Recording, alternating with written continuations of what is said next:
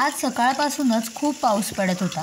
हो, हा नागपंचमीचाच व्लॉग आहे, पण आज वातावरण इतकं सुंदर झालं होतं म्हणून मी विचार केला की हे तुमच्यासोबत सुद्धा मी शेअर करावं. इकडे नका बघू, पेपर वाचा तुम्ही.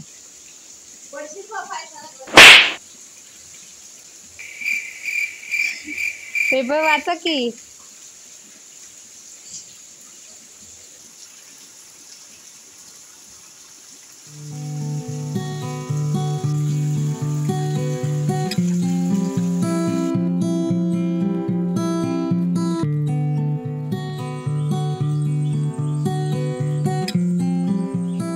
फुलपाखरू उडतच नाहीये, मी थांबलीये कधीची.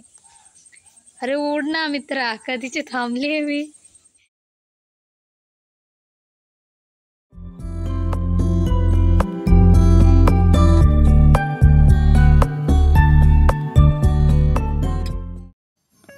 तुळशीमध्ये नाग ठेवला आणि त्यानंतर पंचामृत, गूळ, खोबरं, लाह्या हे घेऊन आम्ही नागोबाची पूजा केली.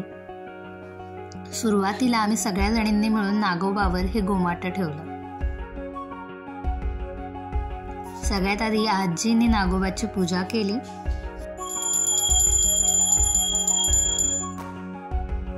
आजीची पूजा झाल्यानंतर काकीने नागोबाची पूजा केली. त्यानंतर दुसऱ्या काकीने पूजा केली आणि मग शेवटला मी पूजा केली.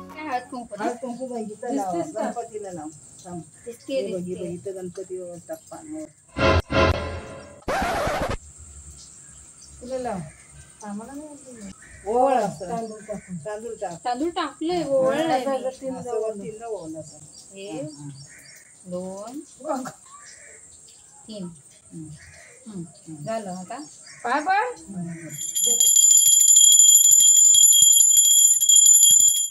ज्योतिबाने दोघींनी घ्या. लगेच कॅमेऱ्याच्या समोर मी दिसते का? दिसते. छोटा केलेस ग कॅमेरा? छोटा नाही केला, ते इथलं पिलर.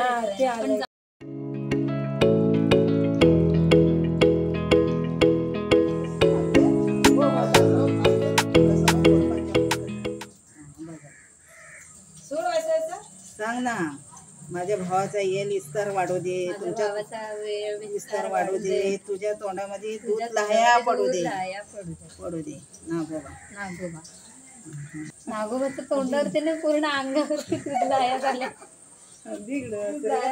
आई थोडस पडलंय इथे आणि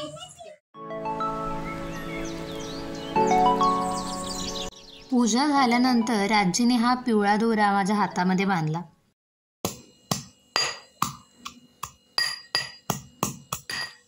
तर पिवळ्या बटाट्याच्या भाजीसाठी हे वाटण बनवत होते आणि आजीने इकडे मस्त गोल गोल पुरणपोळ्या बनवल्या होत्या. असं जेवण जो रोज बनवलं तर मी दुप्पट खाईन. पुरणपोळी, भात, कटाची आमटी आणि पिवळ्या बटाट्याची भाजी जी मी बनवली होती. मजा येणार आहे आज जेवायला. थांबा, लगेच चाललाय कुठे? तुम्हाला जर हा व्लॉग आवडला असेल तर लगेचच लाईक करा, म्हणजे मला कळेल की किती जणांना हा व्लॉग आवडलाय ते.